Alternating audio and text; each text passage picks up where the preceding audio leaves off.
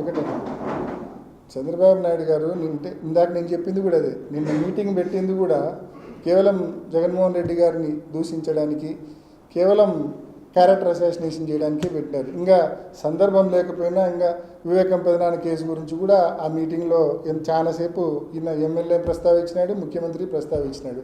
ఇంకా వాళ్ళకి ఏది కాదేది కవితకు అనర్హం అన్నట్టు సందర్భం ఏదైనా సరే ఇంకా వాళ్ళు అసలు అంటే ఈ సందర్భం ఏదైనా సరే ఇంకా వాళ్ళు ఇంకా టేప్ రికార్డర్ ఆన్ చేస్తారు. ఇంకా చంద్రబాబు నాయుడు గారు ఇంకా చెప్పిందే చెప్పి ఇప్పటికీ కొన్ని వేల సార్లు మాట్లాడి ఉంటారు.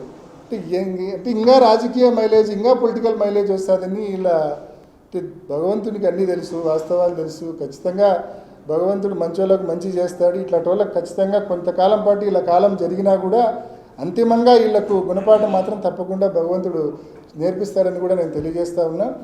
నిన్నటి రోజున సాగునీటి విషయంలో కూడా చాలా కామెంట్స్ చేసినాడు. నిజానికి జమ్మలమడుగులో ఉండి నువ్వు మాట్లాడుతూ ఉన్నావు, వైఎస్ఆర్ జిల్లాలో ఉండి చంద్రబాబు నాయుడు నువ్వు మాట్లాడుతూ ఉన్నావు. ఒక్కసారి నువ్వు చరిత్ర తెలుసుకో.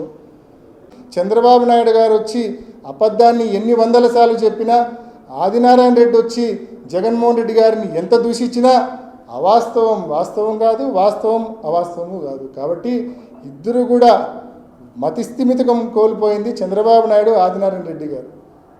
వాస్తవంగా మతిస్థిమితం కోల్పోయి మాట్లాడుతూ ఉంది వాళ్ళిద్దరూ. నిన్న మా మాటల్లో అంటే జంతువులతో కూడా పోల్చి మాట్లాడినాడు ఆయన ప్రసంగంలో ఆదినారాయణ రెడ్డి గారు. నేను ఆదినారాయణ రెడ్డి గారిని అడుగుతా ఉన్నా, మనిషివేనా నువ్వు? ఇన్నిసార్లు ఎమ్మెల్యేగా పనిచేసినావు, గతంలో పంతులుగా పనిచేసినావు. రాజశేఖర రెడ్డి గారు కుటుంబం పెట్టిన భిక్షణని రాజకీయ జీవితం.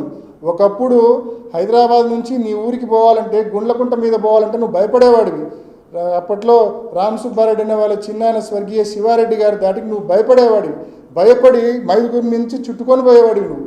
అటువంటి భయస్థుడి నువ్వు. ఆ రోజు నీకు రాజశేఖర రెడ్డి గారు అండదండగా ఉన్నారు, నీకు బండ్లు కొనిచ్చినారు, నీకు ఆర్థికంగా సాయం చేసినారు, నీకు అన్ని రకాలుగా ఆపుగా రాజశేఖర రెడ్డి గారు ఉన్నారు. నువ్వు గతం మరిచి, నీకు రాజకీయ భిక్ష పెట్టిన రాజశేఖర రెడ్డి గారిని మరిచి ఆ కుటుంబాన్ని నువ్వు విమర్శిస్తే అది రోజు రోజుకు నీ పతనానికి నాంది పలుకుతుందని చెప్పి ఆదినారాయణ రెడ్డికి కూడా నేను తెలియజేస్తా ఉన్నా. ఆదినారాయణ రెడ్డి నువ్వు ఒకటి గుర్తుపెట్టుకో, అధికారంలో ఉంటే నేను ఆదినారాయణ రెడ్డి అంటావు, అధికారం లేకపోతే నువ్వు నిక్కర్ నారాయణగా మారుతావు. నీ బతుకది, నువ్వు గుర్తుపెట్టుకో, నీ బతుకది. వాస్తవంగా అధికారంలో ఉన్నప్పుడు, మేము అధికారంలో ఉన్నప్పుడు ఎవరిని హరాస్ చేయాలని ఆలోచన చేయలే. కాబట్టి ఆదినారాయణ రెడ్డి ఈరోజు ఇంత స్వయంగా మాట్లాడుతున్నాను. నన్ను ఏం పీకలేకపోయినారంటే వాస్తవంగా మేము ఆయన హరాస్ చేయాలనే ఉద్దేశం కానీ ఆలోచన కానీ ఆయన గురించి ఎక్కువగా ఊహించుకుంటా ఉండొచ్చు. కానీ మేము ఆయన గురించి ఏ రోజు ఎక్కువగా ఊహించుకోలే. ఆయన హరాస్ చేయాలన్న ఆలోచన ఉద్దేశం అధికారంలో ఉన్నప్పుడు మేము చేయలే. అది వాస్తవం. ఆదినారాయణ రెడ్డి పరోక్షంగా చెప్పింది కూడా అదే. నన్ను ఏం పీకలేకపోయినారంటే మేము హరాస్ చేయాలని మేము అనుకుంటే కదా. మేము ఏ రోజు ఆదినారాయణ రెడ్డిని హరాస్ చేయాలనుకోలే మేము అధికారంలో ఉన్నప్పుడు. కాబట్టే ఆయన ఈరోజు ఇంత విరవీగి మాట్లాడుతున్నాడు. కానీ భవిష్యత్తులో ఈ మాటలకు మాత్రం తప్పకుండా సమాధానం చెప్పే రోజు వస్తుంది. ఆ రోజు ఆదినారాయణ రెడ్డి నువ్వు మాట్లాడే ప్రతి మాటకు సమాధానం చెప్తాను. డెఫినెట్గా జేఎస్డబ్ల్యూ జిందాల్ వారి ఆధ్వర్యంలో ఏదైతే మనకు 2023లో మనకు శంకుస్థాపన జరిగిందో, ఆ తర్వాత నేను ఇందాక చెప్పినట్టుగా మనం పర్యావరణ అనుమతులు ఇచ్చినాం, సిఎఫ్ఈ కన్సెంట్ ఫర్ ఎస్టాబ్లిష్మెంట్కి సంబంధించిన అనుమతులు ఇచ్చినాం, 640 ఎకరాల భూమి సేకరించి ఇచ్చినాము, 2 టీఎంసీల నీళ్లు కేటాయించినాము, 12 కిలోమీటర్ల 4 వరుసల రోడ్డు కూడా మనం శాంక్షన్ చేయడమే కాకుండా టెండర్లు పిలిచి పనులు కూడా 60-70% పూర్తి చేయించినాం. ఇవన్నీ కూడా వాళ్ళకి కావాల్సిన మౌలిక వసతులు, పర్మిషన్స్, అనుమతులు అన్నీ జగనన్న ప్రభుత్వం గతంలో ఇచ్చింది. కాబట్టి వాళ్ళు పనులు కూడా నిన్న పునర్ప్రారంభించారు. కాబట్టి డెఫినెట్గా నేను కూడా we are very hopeful and wishful that next 2-3 ఇయర్స్లో డెఫినెట్గా ఇది రియాలిటీగా, అంటే ఉక్కు పరిశ్రమ అనే కళ తప్పకుండా సాకారం అవుతుందన్న విశ్వాసం సంపూర్ణంగా మా అందరిలో కూడా ఉంది.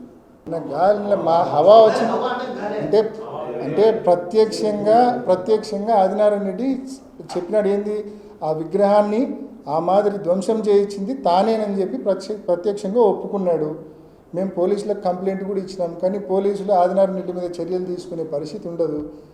ఆదినారాయణ రెడ్డి గుర్తుపెట్టుకో, మళ్ళీ మీ ఊర్లోనే మళ్ళీ రాజశేఖర రెడ్డి గారి విగ్రహాన్ని తప్పకుండా మళ్ళా రాబోయే జగనన్న ప్రభుత్వంలో మళ్ళీ ఎంతో ఘనంగా రాజశేఖర రెడ్డి గారి విగ్రహాన్ని విగ్రహావిష్కరణ చేసే రోజు వస్తుంది. ఆ రోజు నువ్వు ఏ జిల్లాకు, ఏ రాష్ట్రానికి, ఏ దేశానికి పారిపోతావో పారిపో.